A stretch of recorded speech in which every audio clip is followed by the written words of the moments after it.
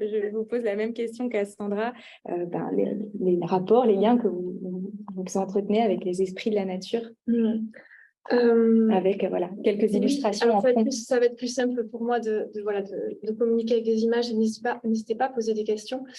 Donc moi, j'ai une pratique très sensorielle de ma relation avec les esprits de la nature. Donc je rejoins aussi Sandra sur l'ouverture à la créativité artistique que leur présence et leur connexion, en fait, a ouvert chez moi. Alors moi, c'est de manière beaucoup plus, on va dire, personnelle, intime, dans mon quotidien. C'est pas du domaine public, on va dire. Moi, en fait, c'est suite à... J'ai toujours été une enfant introvertie, très sensible, qui cherchait à communiquer avec les animaux, qui... Dès qu'elle a vu Fantasia, quand elle avait 5 ans, le dessin animé de Disney, elle n'a pas compris pourquoi il ne parlait pas dans le dessin animé, mais en tout cas, ça a réactivé en moi la possibilité, comme tu disais justement, de passer que cet imaginaire, en fait, il était validé dans notre conscience collective et c'était une source de grand réconfort. Pour moi, je ne savais pas encore le nommer à l'époque. Et ensuite, j'ai fait des études plus classiques de professeur des écoles, puis d'archéologie, donc des études scientifiques, parce que je cherchais toujours le lien aux racines, au vivant, à l'origine de notre culture. Donc, j'ai étudié les grottes ornées préhistoriques.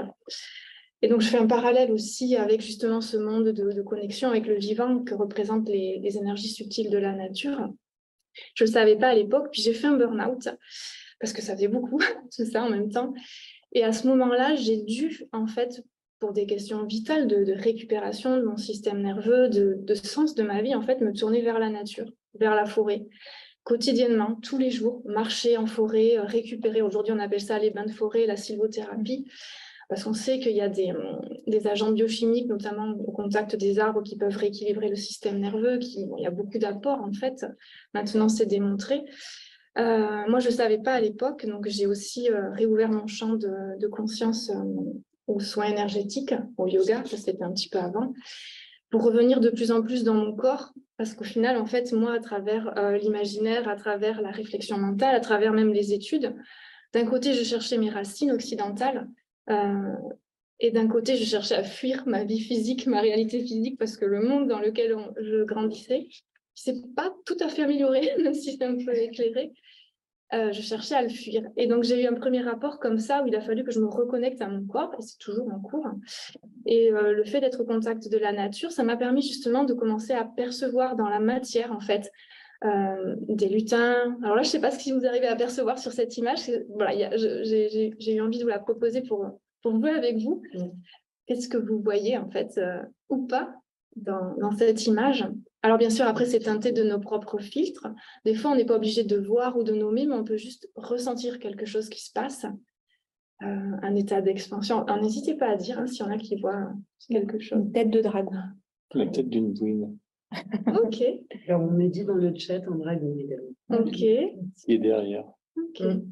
Bon, déjà, c'est super que vous arriviez à décider à avoir une tête, un visage.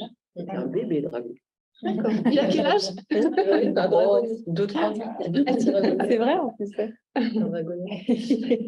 Et donc, ce qui est intéressant, c'est que voilà, il y a ce côté très ludique avec les esprits de la nature et pour se réouvrir à sa créativité intuitive. Donc, tout à l'heure, vous avez vu du body painting, donc très, très simple de tracer sur son corps des symboles, des éléments qui viennent. C'est facilitant dans un contexte naturel parce que justement, le système nerveux est en état, on va dire, quasiment alpha. Donc, vous parliez de pratique justement pour arriver à trouver cette capacité à créer sans passer par des pratiques bizarres, on va dire, peut-être, voilà, c'est ça, invasives pour le système, pour le corps humain, chimique. Bon, la nature, quand on est présent dans son corps, ça crée cet état d'espace, de détente. Et quand on est dans un état d'espace et de détente, et ben là viennent les perceptions, là viennent le fait qu'on peut voir dans la matière, là viennent les élans, les envies de se mettre en corps, de chanter. Petit à petit, ça se pratique, comme disait Sandra, c'est quelque chose une porte qu'on ouvre une première fois, puis qu'on refait parce que ça nous fait du bien. Et on peut commencer à voir dans les feuilles des symboles. Donc là, je ne sais pas si vous voyez un petit peu je l'ai appelé l'oracle des feuilles. On se laisse guider et puis on peut peut-être découvrir certains glyphes, certains symboles, un peu à l'image de sculptures qu'il pouvait y avoir sur sur les tumulus celtes ou des choses comme ça. Après, chacun y voit ce qu'il veut. Il y a une part de construction de nous-mêmes, mais justement, c'est ça qui est intéressant, c'est que ça réactive notre dimension créatrice. Et quel sens on donne à notre environnement, à notre matière de vie. Donc voilà, après, en se baladant. Alors moi, c'est vrai que je suis très, très au contact de la nature. J'y vais tout le temps. C'est un lieu d'auto-harmonisation énergétique, on pourrait presque dire de soins énergétiques quand j'ai besoin. Donc, c'est aussi, dans mon quotidien actuellement, c'est cette relation-là que j'ai avec les êtres de la nature, notamment les elfes. Je suis très, très en lien avec les elfes, les fées. Je peux leur demander très simplement, en me mettant dans le cœur, dans le corps, toujours, voilà, de me faire une harmonisation énergétique, de m'aider à laisser circuler certaines émotions, voilà, pour m'aider au quotidien. C'est plus facile dans la nature et je peux trouver des sites, un arbre, une roche qui peut avoir une forme de trône ou une pierre où j'ai envie de m'allonger. Donc là, c'est vraiment c'est un moment de plaisir, mais ça peut être aussi quand je suis le soir dans mon lit, que j'ai besoin de rentrer un petit peu plus en connexion avec moi, de laisser la journée derrière. Je leur demande comme ça, très simplement. Il n'y a pas de rituel compliqué, c'est le cœur, le corps et une demande simple. Et je laisse faire, quoi. Et même si je ne sens pas, maintenant je sens, mais au début je ne sentais pas, je ne savais pas, c'est de faire confiance. Et là encore, c'est un peu comme les premiers tours de pédale sur un vélo. C'est plus on le fait, plus on se laisse surprendre par ce qui peut se passer, plus on va affiner notre finesse de perception sensorielle. Et donc après, toujours, voilà, on en voit de plus en plus sur les réseaux, le stone balancing. C'est une manière aussi de rentrer en lien avec l'esprit des pierres, avec là, et puis avoir aussi les ondines de l'eau. Voilà. Après, n'hésitez pas à poser des questions. C'est vrai que je sais nommer, c'est pas toujours évident de nommer des ressentis très personnels. Donc, si vous êtes interpellé, n'hésitez pas à poser des questions. Voilà. Et puis dans mon quotidien, pour le jardin, beaucoup. Je demande beaucoup d'aide au jardin parce que je suis pas forcément très douée à la base là-dessus. Et c'est vrai que je demande aux êtres du jardin de m'aider à positionner les choses, de m'aider à soigner les plantes. Alors, des fois, je me plante complètement, des fois, j'écoute pas, c'est OK. Mais je fais cette démarche de demander, d'être accompagnée, de voir ce qui se passe. Et il y a des petits miracles qui se passent des fois, ou des idées qui viennent. Et, très simple, toujours très, très simple.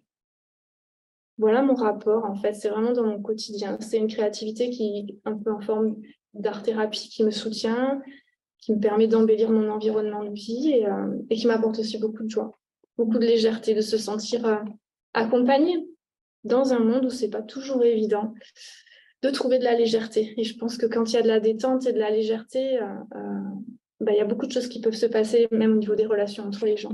Donc, la nature, au quotidien. Tu disais que parfois tu leur donnais, tu leur donnais à manger. Oui, ils sont coquins. Ouais, voilà. Il y a d'anciennes traditions. Alors, c'est vrai que moi, j'ai eu envie aussi de me faire ma propre expérience. J'ai eu besoin de déconstruire à la fois l'imaginaire Disney, Pixar. J'adore Élémentaire, j'ai adoré.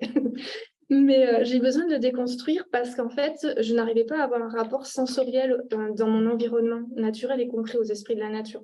Je ne voyais pas ce qu'on me montrait dans les livres et ça pouvait être frustrant et ça faisait un filtre. Donc, il a fallu que je repasse par le corps. Et puis, et du coup, j'ai perdu ce que je voulais dire.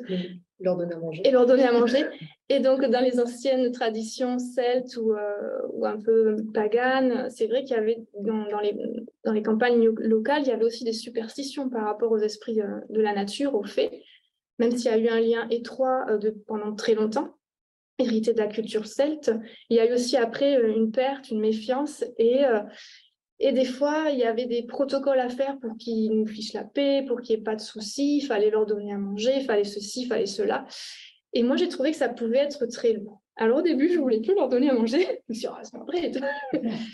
Et puis, donc, j'ai déconstruit ça, traversé aussi un petit peu, alchimisé cet héritage de croyances et de peur pour me reconnecter à la nature, aux sagesses aussi, aux sagesses féminines et masculines.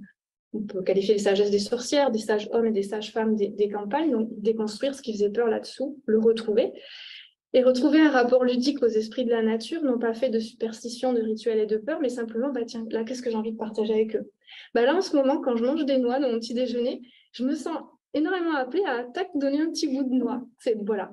Il y a d'autres moments, ça peut être aussi un cadeau gracieux quand quand j'ai reçu un soin ou quand j'ai reçu de l'aide au jardin, ça peut être de déposer une fleur dans l'eau de la rivière parce que j'arrive dans un endroit.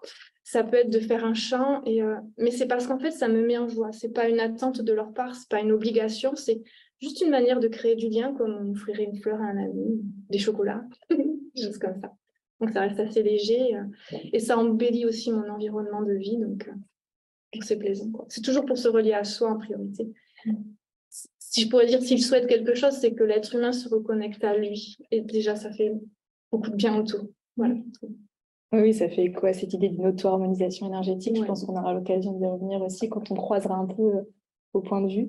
Merci beaucoup. Si vous avez des questions, gardez-les et puis n'hésitez pas à les poser un petit peu plus tard parce que je pense que ça en génère beaucoup.